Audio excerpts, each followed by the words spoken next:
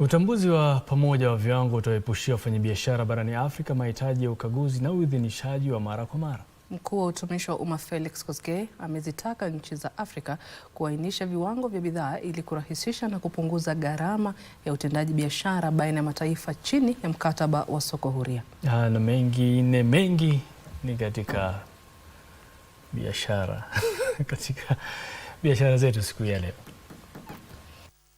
Mkuu wa utumishi wa umma Felix Kosgei anasema viwango vilivyoainishwa na kutambulika katika mataifa mbalimbali vitawezesha bidhaa zilizoidhinishwa katika taifa moja kuingia kwenye mataifa mengine kwa njia rahisi, na hivyo kutoa fursa kwa wakulima na wafanyabiashara kupanua shughuli zao.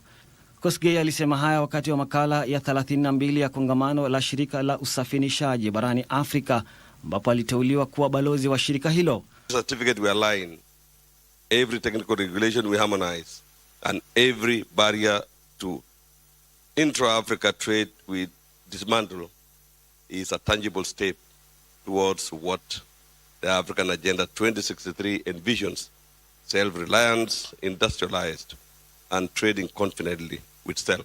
Kwingineko, wadau wa sekta ya biashara ya kielektroniki wanatoa wito wa kuimarishwa kwa ushirikiano kwenye vita dhidi ya ulaghai kupitia mtandao.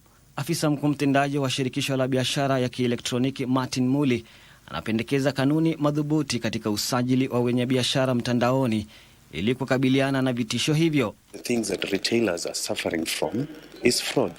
But this fraud,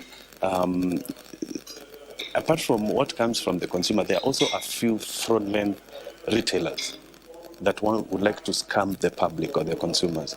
So what retailers have been complaining about is the fraudulent retailers. And the question is, how do we deal with them? And that's what we are calling standardization. Mwishowe, shirika la habari la Team Sky lilitunukiwa tuzo 4 kwenye hafla ya tuzo za chama cha mahusiano ya umma za mwaka 2025. Meneja msimamizi wa shirika hilo Beverlyn Naliaka alipokezwa tuzo ya Moran kwa mchango wake katika kukuza sekta hiyo.